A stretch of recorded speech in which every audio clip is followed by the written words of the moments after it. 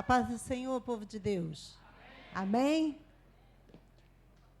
Estamos perto do encerramento. Acredito eu que esse estudo está multiplicando. Mas quando a gente chegar naquele momento de vários reis, a gente vai dar um salto, né? Vamos passar rápido por eles e vamos abordar alguns pontos, nos deter em alguns pontos mais importantes. Logo depois que passar a história de Elias e de Eliseu. E eu louvo ao Senhor porque o Senhor tem ministrado ao meu coração durante esses estudos. Deus tem falado bastante comigo e já tem nos dado uma visão do que estaremos fazendo logo após esse estudo aqui. E hoje eu compartilhei um pouco disso com a Luciana e com a Carol, de que nós estamos estudando sobre a apostasia tanto daquele tempo e a apostasia que nós estamos vivendo. Quem tem o Espírito Santo, peça discernimento ao Senhor a respeito disso. E como estamos no fim dos tempos, né, irmãos? Estamos chegando lá, estamos ou não estamos? Você tem dúvida? Nós vamos nos dedicar um pouquinho, logo após esse estudo, à busca do Espírito Santo e dos dons. Porque, segundo Joel, nos últimos tempos, Deus derramará abundantemente do seu poder e da sua graça. Então, nós vamos emendar com a busca do poder do Espírito Santo, dos dons do Espírito Santo, do batismo com o Espírito Santo. Então, já vai esquentando a turbina, porque depois daqui a gente vai estar emendando nesse assunto e falando dos dons espirituais, mais uma vez falando dos dons espirituais. Pergunta para o seu irmão, você sabe qual é o dom espiritual que você tem? Pergunta, olhando nos olhos assim. Que tem gente que não sabe. Tem gente que não sabe. Ou, como hoje me disseram, tem gente que sabe, mas não sabe o que fazer com ele. Né? Você sabe qual é o dom, mas você diz, e agora? O que eu faço com isso? Nós vamos estar estudando, vamos estar pedindo orientação ao Senhor, para que Ele nos direcione no mover dos dons espirituais. Bem, vamos falar do reinado de Acasias, slide 118. Vamos estar finalizando. E quem era Acasias? Perguntei primeiro, então você responde. Quem era Acasias? Isso! Acertou! Pode falar mais alto. Era o filho de Acabe. E nós vamos estar falando do reinado de Acasias, retornando ao primeiro livro de Reis, porque nós passamos um tempinho fora dele, né? Então, durante 2 anos, Acasias está reinando, reina junto, em paralelo com Josafá, no Reino Sul. E aí vamos ler rapidamente, no primeiro livro de Reis, capítulo 22, versículos 51 a 53, que é o final do primeiro livro de Reis, que vai até o versículo 54. Diz assim, 1 Reis 22, 51. Acasias, filho de Acabe, começou a reinar em Israel no 17º ano do reinado de Josafá em Judá. Reinou em Samaria por 2 anos, contudo, fez o que era mal aos olhos do Senhor, pois seguiu o exemplo de seu pai e sua mãe e o exemplo de Jeroboão, filho de Nebate, que levou Israel a pecar. Serviu a Baal e o adorou, provocando a ira do Senhor, Deus de Israel, como seu pai havia feito. Acabe, então, deixou um mau exemplo que foi seguido pelo seu filho. E aí, no tempo de Acasias, entrou-se de novo a idolatria, que era a especialidade da mãe dele. Qual o nome da mãe dele? Jezabel. E eu estou relendo um livro sobre o espírito de Jezabel. e que a gente precisa manter esse espírito amordaçado, aprisionado nos dias de hoje. Mas Acasias, ele vai se deparar com uma fatalidade que vai tirar a sua vida precocemente. E nós nunca sabemos quando será o nosso dia. A gente hoje está se despedindo, está conversando, está marcando encontro, está programando alguma coisa, planejando alguma coisa, mas a gente não sabe qual é o nosso dia de partir, de estar com o Senhor. E nós vamos falar um pouquinho disso. E esse livro de Reis, ele vai terminar com uma nota muito amarga sobre o fim de Acasias. Na segunda parte, a gente vai entrar no segundo livro de Reis. Vai comigo no segundo, só virando um pouquinho a folha. O meu são várias folhas. No primeiro versículo, já vai dizer assim: e depois da morte de Acabe, Moabe se revoltou contra Israel. Então, há uma revolta, uma revolução contra Acabe. E a gente vai falar um pouquinho mais disso lá na frente, no capítulo 3. Mas o que está acontecendo nesse momento? Acasias não tinha experiência de reinar, ele se sente apertado e, ao invés de correr para Deus, ele corre para Baal-zebube. Mais uma variedade do pecado. Leia comigo, versículos de 2 a 4. E caiu Acasias pelas grades de um quarto alto que tinha em Samaria, e adoeceu. E enviou mensageiros e disse-lhes: ide e perguntai a Baal-zebube, deus de Ecrom, se sararei desta doença. Mas o anjo do Senhor disse a Elias, olha Elias aí de volta, o tisbita: levanta-te, sobe para te encontrares com os mensageiros do rei de Samaria e dize-lhes: porventura não há Deus em Israel para ides consultar a Baal-zebube, deus de Ecrom? E por isso, assim diz o Senhor: da cama a que subiste, não descerás, mas sem falta morrerás. Então Elias partiu. Acasias sofre um tombo da grade de uma janela. Ele devia estar no terraço, alguma coisa parecida. E ele cai doente por causa daquele tombo. E o que ele faz? Ele manda mensageiros para Baal, para buscarem os profetas, para saber se ele ia ser curado ou não. E aí, Baal-zebube significa Baal de moscas, Deus das moscas. O cara estava doente e queria se consultar com Deus que atraía insetos. Enquanto ele tinha à disposição dele o Deus dos deuses, Senhor dos senhores, aquele que muda a história, aquele que cura, aquele que transforma, e ele sabia disso. E o pecado daquele homem incomodou a Deus.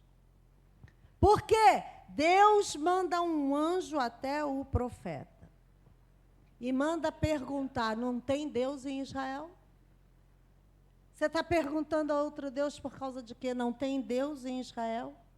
Irmão, se você tem algum problema, se você tem alguma dúvida, se você precisa de uma orientação, venha buscar Deus, porque tem Deus em Israel. Tem Deus em Apolo 3. E a gente precisa aprender com isso. Elias entra de volta no cenário. Por quê? Porque era uma abominação, com Deus disposto e disponível para o seu povo, e o seu povo não o procurar. Sabe, Deus fica aguardando o seu povo procurá-lo. Deus tem a mensagem que você precisa ouvir. Deus tem a resposta que você está perguntando. E vou dizer, Deus até já falou para algumas pessoas, já deu a resposta, mas você não quer o que Deus está falando. Você está procurando aquilo que você quer, que seu coração quer ouvir. Isso é mensagem para alguém aqui. Aleluia.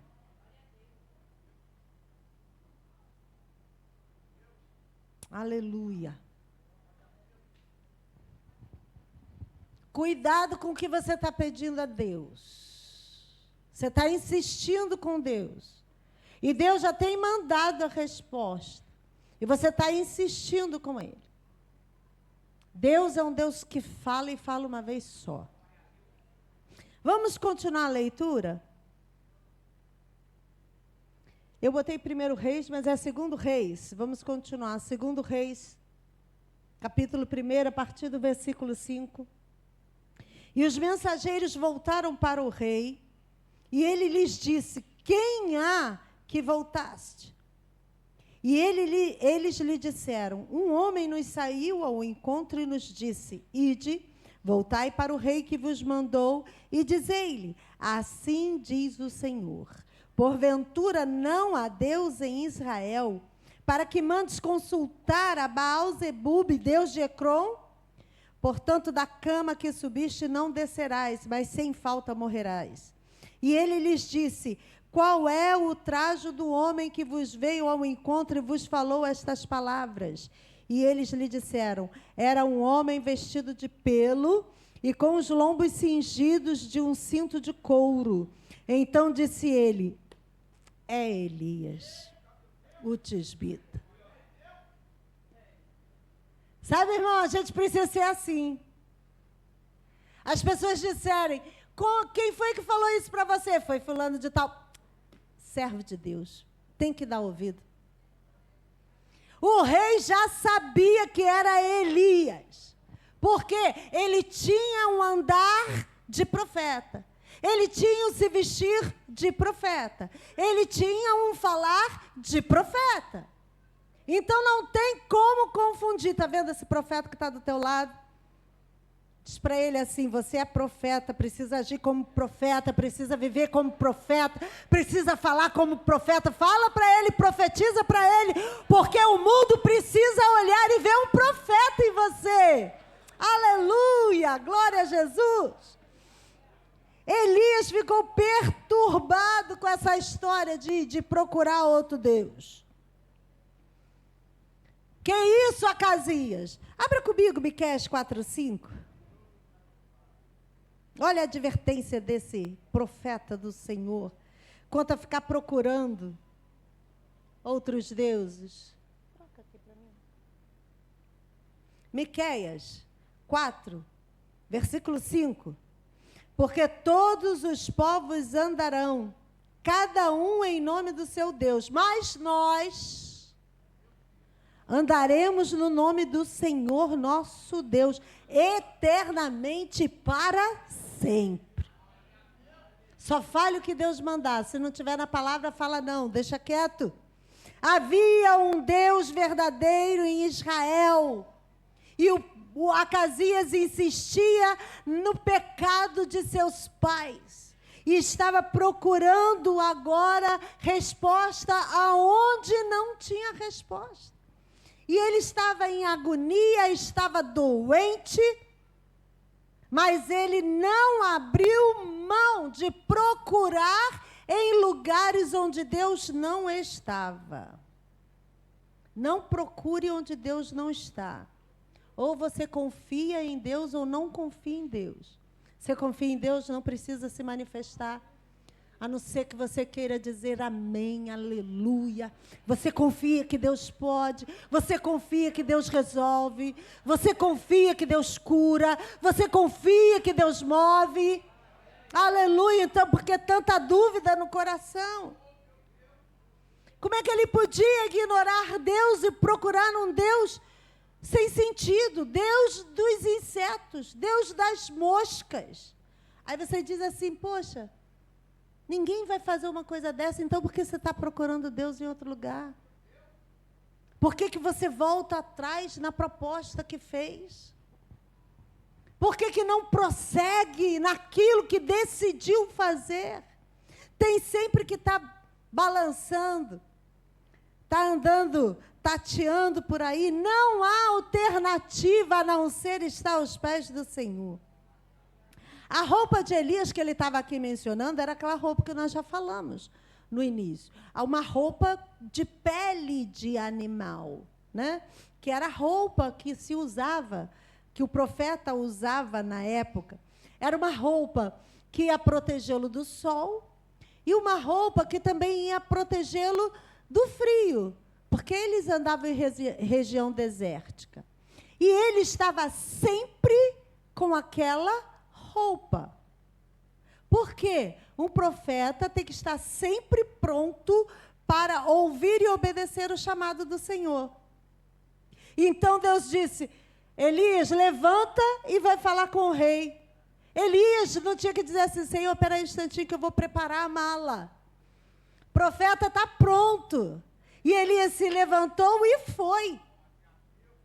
Por isso que Elias estava sempre vestido como profeta. Diga: eu sou profeta do Senhor sempre.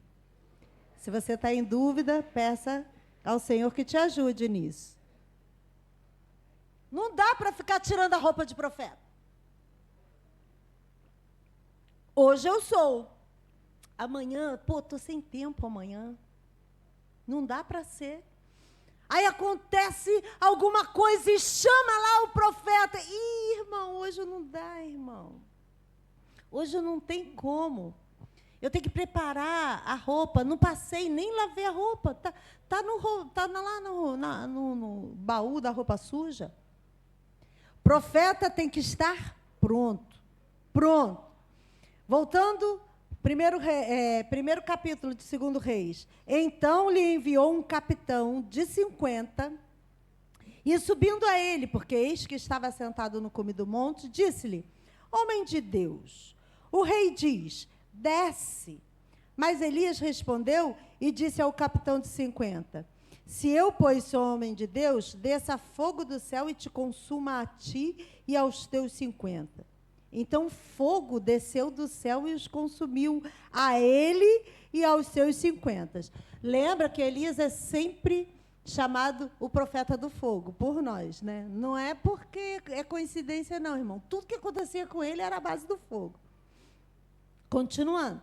E tornou o rei a enviar-lhe outro capitão de 50, com os seus 50. Este lhe falou e disse: homem de Deus, assim diz o rei, desce depressa. E respondeu Elias e disse: se eu sou homem de Deus, desça fogo do céu e te consuma a ti e aos teus 50. Então, fogo de Deus desceu do céu e os consumiu a ele e aos seus 50. E tornou o rei a enviar outro capitão dos terceiros 50. Parece até o cara lá do Hezbollah. Manda um, passa o cerol. Manda outro, vai indo. Mandou o terceiro 50 com os seus 50. Então subiu o capitão de 50 e veio. E pôs-se de joelho diante de Elias e suplicou-lhe e disse-lhe: homem de Deus, seja, peço-te, preciosa aos teus olhos a minha vida e a vida desses 50 teus servos. Eis que fogo desceu do céu e consumiu aqueles 2 primeiros capitães de 50, com os seus 50, porém agora, seja preciosa aos teus olhos a minha vida. Então o anjo do Senhor disse a Elias: desce com este, não temas. E levantou-se e desceu com ele ao rei e disse-lhe: assim diz o Senhor, porque enviaste mensageiros a consultar a Baal-zebub, Deus de Ecrom. Porventura é porque não há Deus em Israel para consultar a sua palavra? Portanto, desta cama que subiste, não descerás, mas certamente morrerás. O rei tinha baixado uma ordem e Elias tinha que cumprir. se apresente perante o rei. E aí o rei começa a mandar oficiais, como nós lemos aqui, para que trouxesse o perturbador de Israel até ele. E o fogo consumiu os 2 primeiros com os seus 50. E por que não consumiu o terceiro?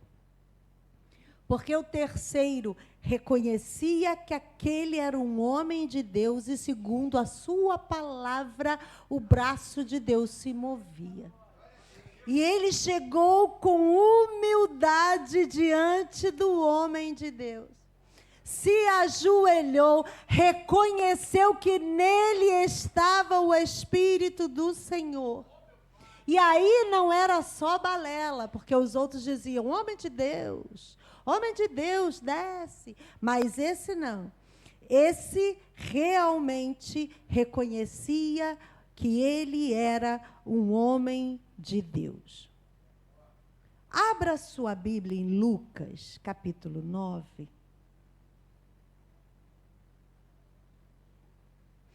Porque o Novo Testamento vai ser um pouquinho diferente numa situação parecida.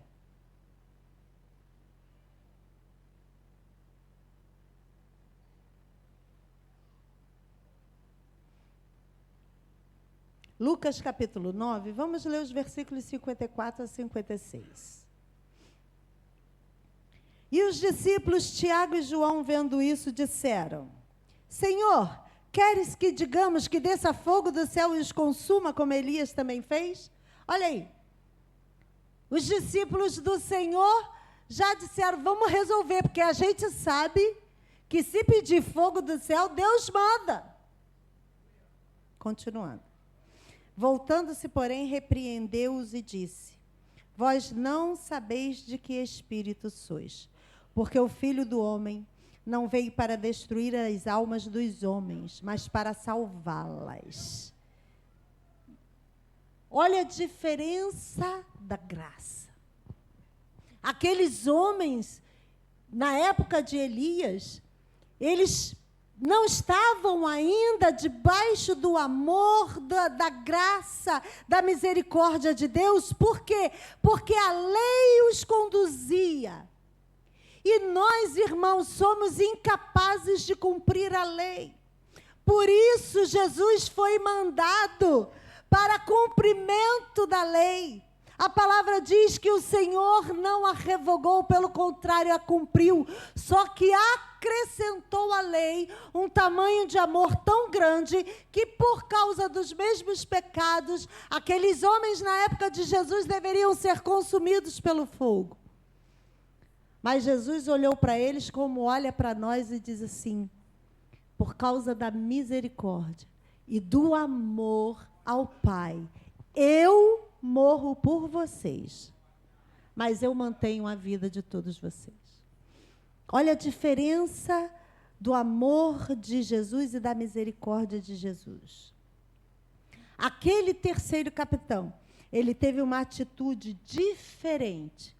E do seu coração procedeu o reconhecimento da majestade de Deus. E ele foi poupado. E aí o profeta, que já tinha mandado uma mensagem para o rei, a profecia, já tinha, num segundo momento, reafirmado a mensagem, agora chega e diz a mesma mensagem. Por quê? Porque o homem de Deus fala uma coisa só. A gente não fica arrumando a mensagem de Deus. A nossa palavra precisa ser sim, sim, ou não, não.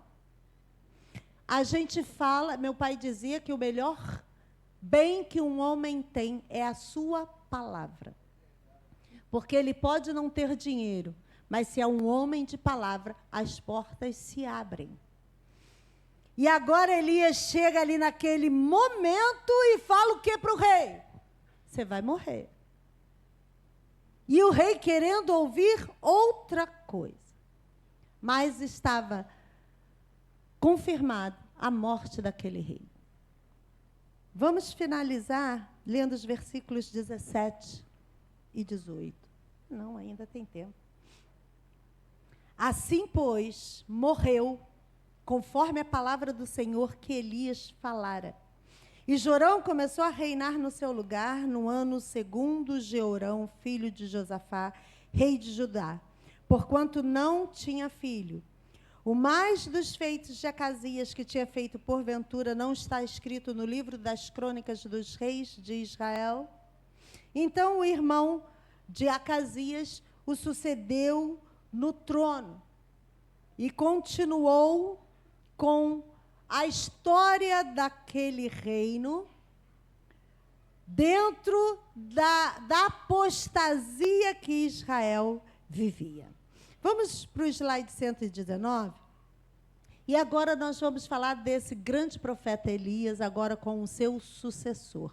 Por quê? Elias foi enviado, depois que saiu da caverna, com 3 missões. E uma delas era ungir o seu sucessor.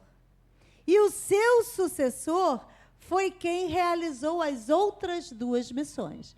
Então, a gente está com esse esboço, a despedida de Elias, o último pedido de Eliseu. Elias é tomado em um redemoinho, Eliseu veste o manto de Elias, e aí a gente vai finalizar com os filhos dos profetas. A despedida de Elias, vamos ler, capítulo 2. Sucedeu, pois, que havendo o Senhor de elevar a Elias num redemoinho ao céu, o Senhor ia levar Elias aonde? Como? Num redemoinho. Então, Elias não foi na carruagem de fogo, certo? Elias foi no redemoinho. Continuando. Elias partiu com Eliseu de Gilgal. E disse Elias a Eliseu, fica-te aqui, porque o Senhor me enviou a Betel. Porém, Eliseu disse, vive o Senhor e vive a tua alma, que não te deixarei. E assim foram a Betel. Então, os filhos dos profetas que estavam em Betel saíram a Eliseu e lhe disseram, sabes que o Senhor hoje tomará o teu senhor por cima da tua cabeça? A notícia já tinha espalhado. E ele disse, também eu bem o sei, calai-vos. E Elias lhe disse, Eliseu, fica-te aqui, porque o Senhor me enviou a Jericó. Porém, ele disse, vive o Senhor e vive a tua alma, que te não deixarei. E assim vieram a Jericó. Então os filhos dos profetas que estavam em Jericó se chegaram a Eliseu e disseram, sabes que o Senhor hoje tomará o teu senhor por cima da tua cabeça? E ele disse, também eu bem o sei, calai-vos. E Elias disse, fica-te aqui, porque o Senhor me enviou ao Jordão. Mas ele disse, vive o Senhor e vive a tua alma, que te não deixarei. E assim ambos foram juntos. E foram 50 homens dos filhos dos profetas, e de longe pararam defronte. E eles ambos pararam junto ao Jordão. Então Elias tomou a sua capa e a dobrou, e feriu as águas, as quais se dividiram para as 2 bandas, e passaram ambos em seco. A palavra aqui, redemoinho, está falando de um grande vendaval, um grande mover. E, normalmente, no Antigo Testamento, quando chegava a manifestação de Deus, quando Deus vinha para se apresentar, sempre havia um grande movimento da natureza, por causa da presença de Deus. Então, foi um vendaval divino que aconteceu ali naquele lugar. E o Espírito de Deus já havia revelado a Elias, a Eliseu e aos jovens profetas que seria naquele dia que Elias seria arrebatado, levado aos céus. E eles perguntam para Eliseu, você não sabe que é hoje que o Senhor vai tomar Elias acima da tua cabeça? E Eliseu sempre fala para eles, sim, eu sei, fiquem quietos. Tipo assim, para de ficar instigando. E por 3 vezes Elias fala para Eliseu, fica aqui. E Eliseu diz, não fico não. Tem um acordo aí. Se eu estiver junto com você quando você for arrebatado, o Senhor me abençoará. Irmão, nada pode nos afastar da promessa de Deus. Só nós mesmos. Então não bota a culpa, foi por causa da Luciana. Não, a Luciana não fez a parte dela, então eu... Não, foi por causa da minha esposa, do meu marido, do meu namorado. Não, só nós podemos. E Eliseu se apegou ao seu mestre e disse, não vou sair de perto do Senhor. E quando Elias, chegou o momento de Elias ser levado ao céu, aquele poder que estava em Elias desceu também em Eliseu. E os profetas reconheceram aquele momento, que foi o momento histórico do movimento profético. Os jovens profetas receberam a revelação. Foram com Elias e com Eliseu até o Jordão. Só que o texto vai dizer que eles uma hora pararam e ficaram de longe para assistir o que iria acontecer. Nos lembra quando o Senhor chamou Moisés e disse a Moisés que queria se revelar. E o povo disse assim, não, Moisés, ver a glória de Deus não, sobe você, fala você com Deus, a gente fica aqui embaixo, de longe, vendo, e depois você desce e conta para a gente. Porque, irmãos, ir para a presença de Deus dá trabalho, irmãos. Requer sacrifício. O povo ia ter que subir o monte e não tinha trilha, não. Não tinha corda para fazer rapel, não tinha nada disso. Tinha que subir o monte para estar com o Senhor. E aí Deus disse, não, o povo então fica embaixo. Só você sobe. E tem outra coisa, se o povo tocar no monte, vai morrer. Deus está sempre chamando a gente para perto. E toda vez que a gente coloca uma dificuldade, o Senhor afasta a bênção. Porque somos nós que dizemos para o Senhor, não tanto, Senhor, um pouquinho menos. E eles ficaram de longe.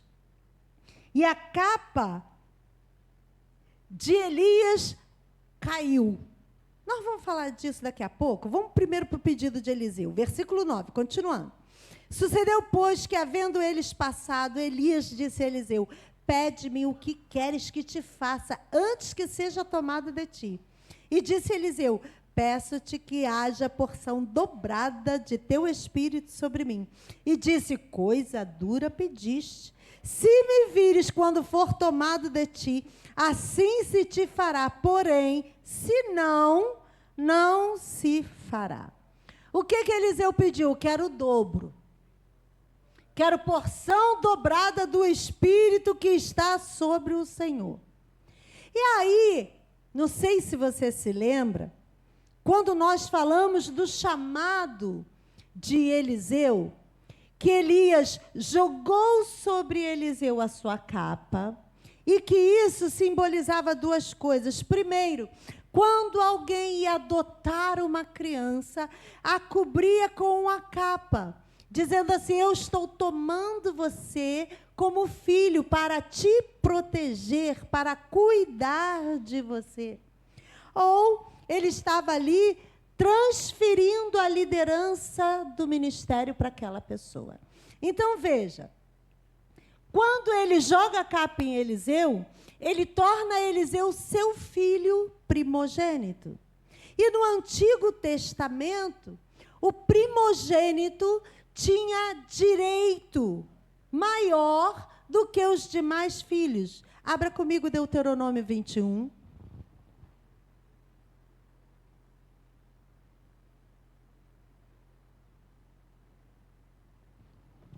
Deuteronômio, capítulo 21.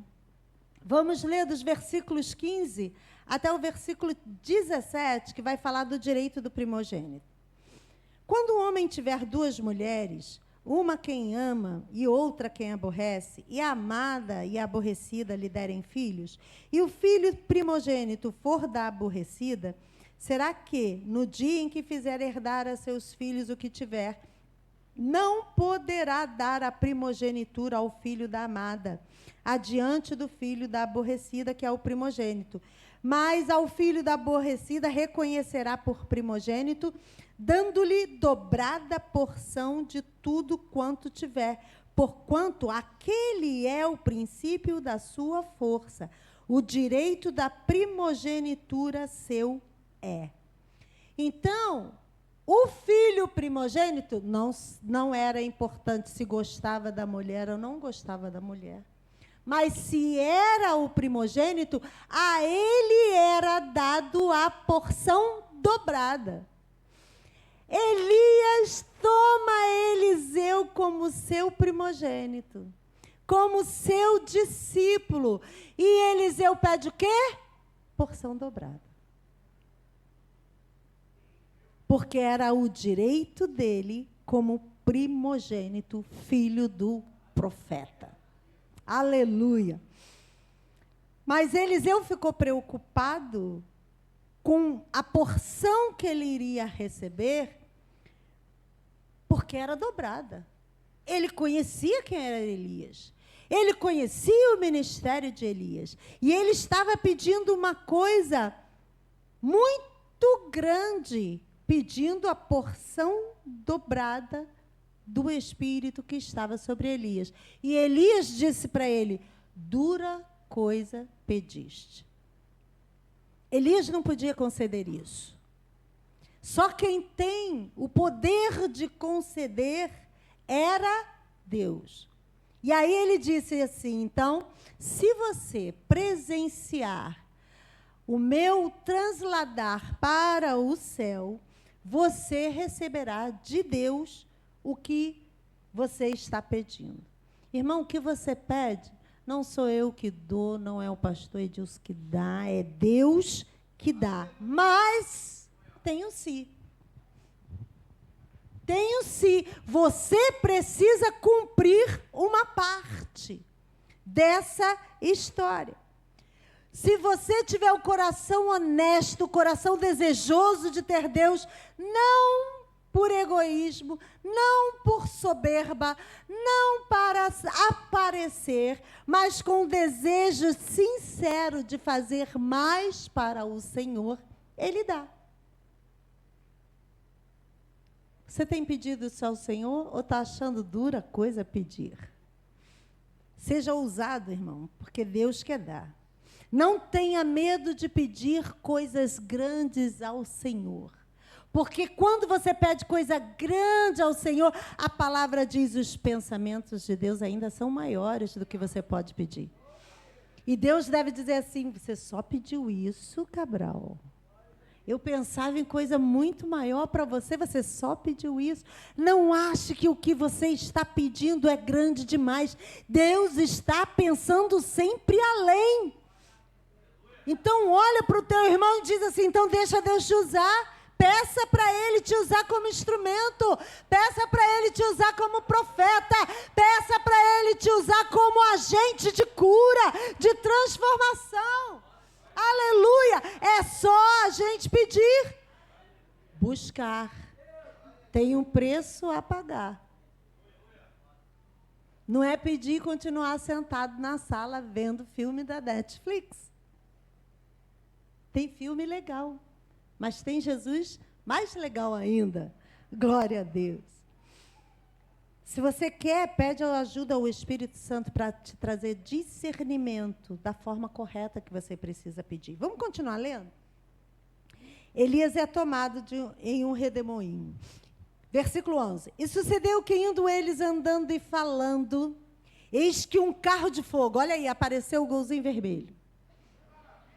A carruagem de fogo da Levantai. Aqui estava revestido de fogo, oh glória. Eis que um carro de fogo com cavalos de fogo os separou um do outro. O carro de fogo fez o quê? Um para lá e outro para cá. E Elias subiu ao céu num redemoinho. O que vendo Eliseu clamou: meu pai, carros de Israel e seus cavaleiros. E nunca mais o viu. E tomando das suas vestes, a rasgou em duas partes. Então os dois estavam caminhando juntos, foram separados e Elias foi tomado. Elias não viu a morte. A segunda pessoa com essa experiência de não ver a morte. E talvez muitos de nós aqui não veremos a morte também, porque seremos arrebatados pelo Senhor. Aleluia! O primeiro foi Enoque. Enoque foi o primeiro que não viu a morte. Outros profetas não presenciaram esse arrebatamento de Elias e resolveram procurar Elias. Não, Eliseu, nós vamos procurar, vai que o Espírito Santo levou Elias para algum outro lugar. Lembra da história de Elias? Que o pessoal ficava até com medo. Eu, Elias, vamos dizer para o rei que você está aqui, não? Vai que o Espírito te leva para outro lugar. Então, eles já estavam acostumados com isso e insistiram com Eliseu para procurarem Elias em outro lugar. Aí, Eliseu, tá bom, vocês querem fazer, façam isso. Mas vamos falar da transladação de Elias, que é um tipo do que espera por nós. Abra sua Bíblia em 1 Tessalonicenses, capítulo 4. Primeira carta aos Tessalonicenses, capítulo 4.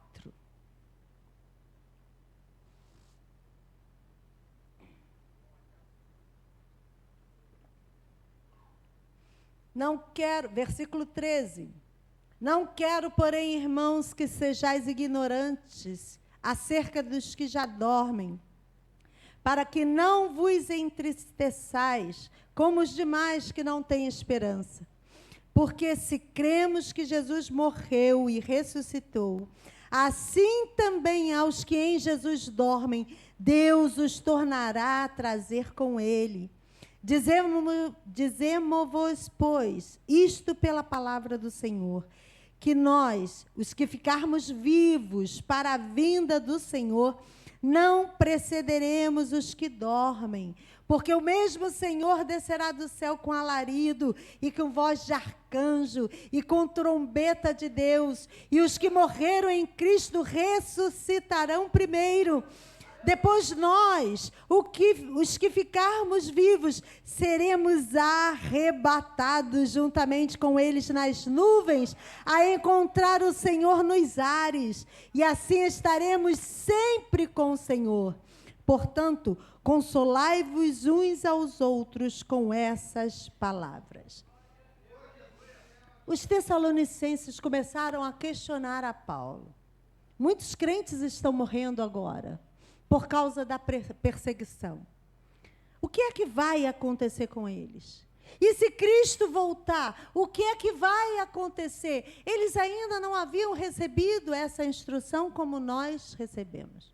E o ensinamento resume: a morte não é o fim. Quando Cristo voltar, os que morreram serão reunidos com os que serão arrebatados e juntos viveremos para sempre com o Senhor. Vejam que o apóstolo diz pela palavra do Senhor. Ou ele recebeu esse ensinamento especificamente, diretamente do Senhor, porque assim ele recebeu muitas instruções do Senhor, ou ele foi ensinado por outros apóstolos, verbalmente por outros cristãos. Mas o que ele fala aqui nesse texto? Ele nos desafia os crentes lá de Tessalônica a confortar um ao outro, a encorajá-los a não perder a esperança. Mas eu perdi meu pai, eu perdi minha mãe, eu perdi meu filho, mas não perca a esperança. A esperança precisa ser maior do que a dor. Tenha a esperança de que um dia seremos reunidos com aqueles que amamos na volta de Cristo Jesus. Ah, mas eu não vou nem lembrar quem era ele. Claro que vai, irmão. Tem gente que acha que vai chegar no céu, vai ser uma outra pessoa. Então, para que você viveu sendo quem você é? Se você vai esquecer tudo e lá no céu vai ser outra pessoa? É claro que os nossos sentimentos, a nossa mente, ela será transformada. Nós não sentiremos como sentimos agora. Nós teremos uma nova visão das coisas. Mas eu vou ser Daisy. Você vai ter que me aturar no céu. Cida, vamos nos encontrar lá. E vai ter muita orquídea linda lá para a gente. Que no céu tem flores, não tem, irmão? Gente, eu vou contar para vocês, Juju. Quando eu era pequena, chegou uma certa ocasião para mim e disse assim, mãe, decidi. O quê? Não quero ir para o céu. Eu, não quero ir para o céu. No céu, mãe, tudo branquinho, aquele monte de nuvem. A gente vai ter que passar o dia inteiro pulando de uma nuvenzinha em outra nuvenzinha. Ah, é muito sem graça. Não quero. Eu falei, mas quem te contou que no céu é assim? Não, a tia estava me contando. Olha, irmãs, a importância do que vocês ensinam para as crianças. A tia estava contando como era o céu. Eu falei, que nada, que só nuvenzinha. A nuvenzinha é o algodão doce, querida. Ah, é? É só o início de uma coisa muito legal. E aí eu tive que contar um céu para ela. Por que você acha, irmão, que o céu vai ser todo branco? Para que Deus criou tantas cores? Se lá ele vai ser monocromático. Preto e branco, Botafogo? Não, pelo amor de Deus, não.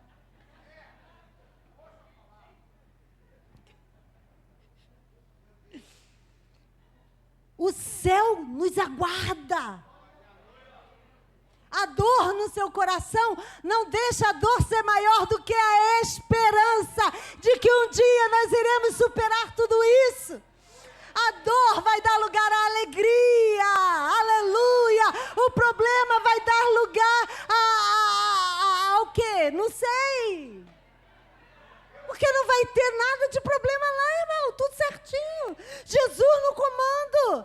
O que vai estar de errado? Nada, irmão. A esperança do céu é que mantém a nossa força para não desistirmos.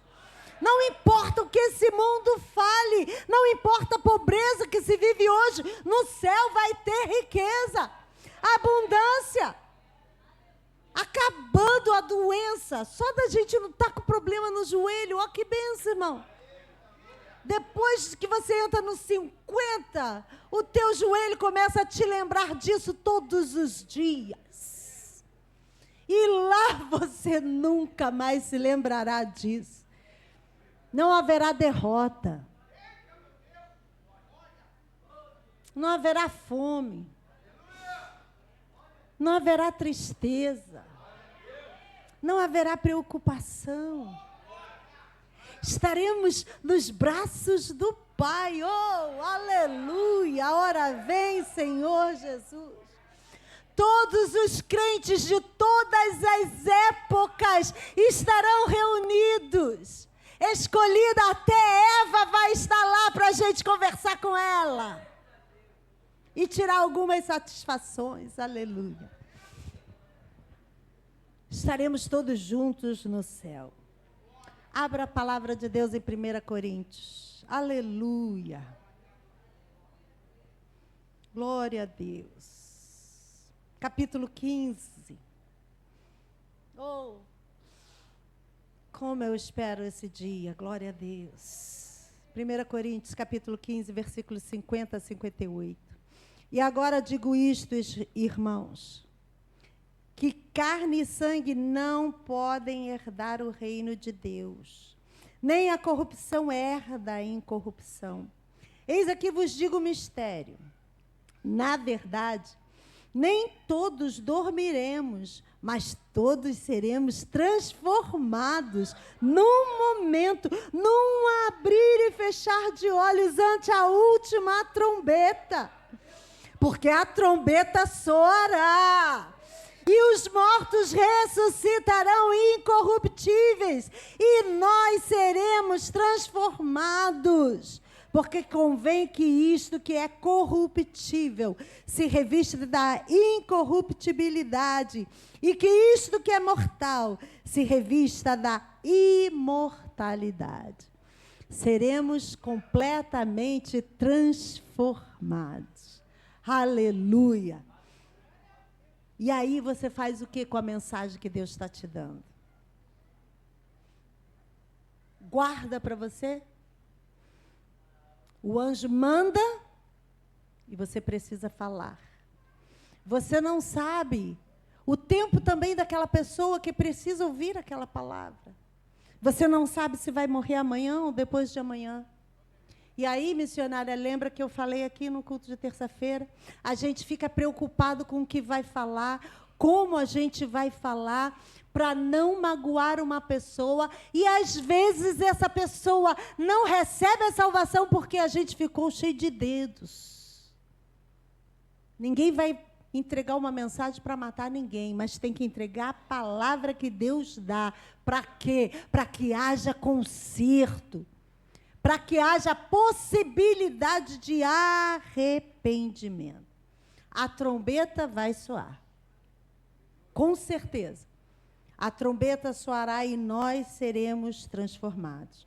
Continuando nesse texto de 1 Coríntios, ele continua no versículo 54 e diz: e quando isto que é corruptível, nós, se revestir da incorruptibilidade, e isto que é mortal se revestir da imortalidade, então cumprir-se-á a palavra que está escrita, tragada foi a morte na vitória.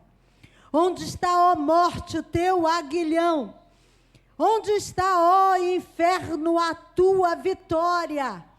Ora, o aguilhão da morte é o pecado, e a força do pecado é a lei, mas a graça de Deus que nos dá a vitória por nosso Senhor Jesus Cristo. Aleluia! É a graça de Deus que não permite que o fogo consumidor nos destrua por causa da nossa inconstância, das nossas incertezas. É a graça de Deus. Tudo que parecia perdido no Éden, o Senhor restaurou. Satanás, que achou que venceu Jesus na cruz, o Senhor transformou aquele momento em vitória. Você não precisa abrir, mas eu vou ler para você. Colossenses 2,15. E despojando os principados e potestades, os expôs publicamente e deles triunfou em si mesmo. Já foi vencido, a vitória é tua. Não foi por sua causa, foi por causa de Jesus. Sempre foi Ele, sempre foi por Ele. Aleluia, glória a Jesus. E para finalizar, Hebreus 2, versículos 14 e 15. E visto como os filhos participam da carne e do sangue, também ele participou das mesmas coisas, para que pela morte aniquilasse o que tinha o império da morte, isto é, o diabo, e livrasse todos os que, com medo da morte, estavam por toda a vida sujeitos à servidão. Não tenha medo da morte. Não tenha medo da morte. A morte é só o momento de passar para a vida eterna. A gente vai querer morrer, então? Não é no tempo de Deus. E o tempo de Deus é o melhor tempo para nós. Nem antes, nem depois. Não fique apreensivo, como os crentes em Tessalonicenses estavam. Como é que os meus irmãos estão? O que vai acontecer com eles? E aí ele fecha no versículo 58. Ele diz: portanto, meus irmãos, ele está falando para mim e para você, sede firmes e constantes, sempre abundantes na obra do Senhor, sabendo que o seu trabalho não é vão no Senhor. Para de se preocupar com a morte. Para de se preocupar com o que vai acontecer. Continua trabalhando, porque o seu trabalho não é vão no Senhor. Olha para o teu irmão e diz assim: você está trabalhando ou não? Olha bem para a cara dele, espera ele responder. Está sendo frutífero na obra do Senhor, irmão? Ganhou quantos para Jesus? Vou até mudar. Falou para quantos sobre Jesus? Quantas pessoas estão ouvindo a mensagem que Deus entregou a você? Foi o anjo que foi até Elias e entregou a mensagem e disse: agora vai, Elias, e entrega a mensagem. Deus tem entregue a mensagem para cada um de nós. A mensagem de salvação, não a mensagem de fogo consumidor, de destruição, mas a mensagem de esperança, a mensagem do evangelho de alegria, do evangelho de expectativa de uma vida nova.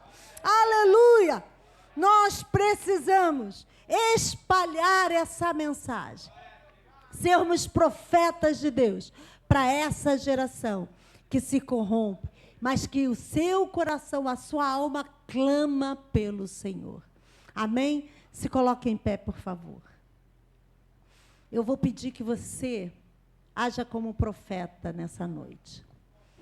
E se você quiser e puder, saia do seu lugar e procure alguma pessoa. Continue, irmão, gravando. Procure uma pessoa para você orar com essa pessoa.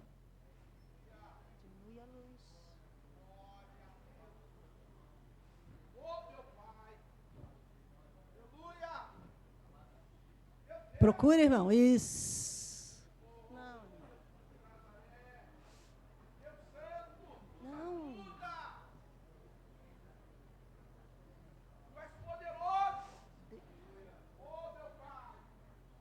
Ora por essa pessoa. Você é o profeta dessa noite. Aleluia.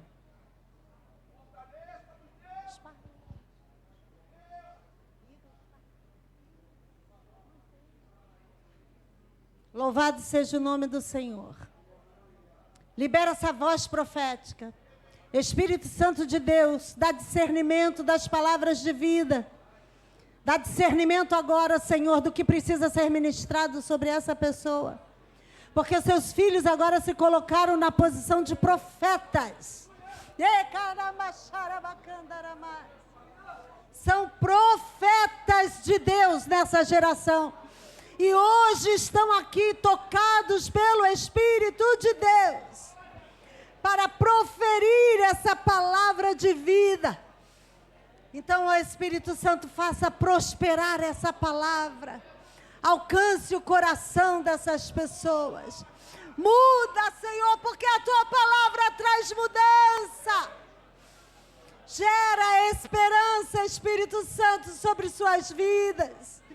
Que não haja medo da morte, que não haja medo da incerteza, das circunstâncias, mas que eles possam ter a expectativa de que Deus é aquele que controla as suas vidas, que nas suas mãos está o querer e o efetuar, e que nada pode acontecer sem a permissão do Senhor. Aleluia!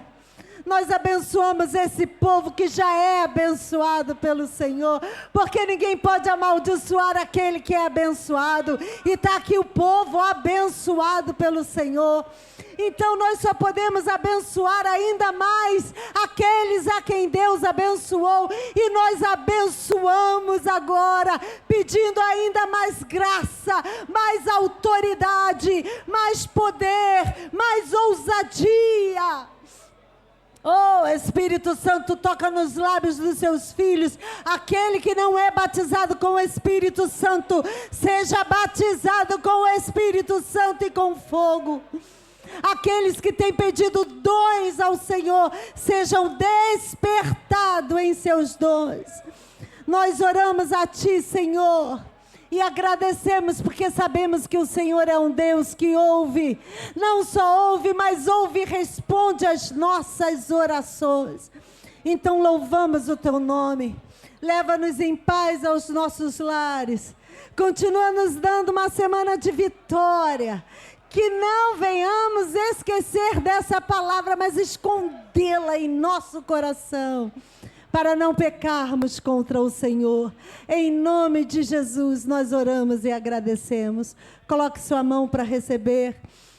Que o amor de Deus, a graça de Jesus Cristo, nosso Senhor, e as consolações do Espírito Santo estejam sobre sua vida, não somente hoje, mas para todo sempre. E o povo de Deus diz... Então aplauda Jesus, ao único digno de toda honra e glória. Aleluia. Deus abençoe você.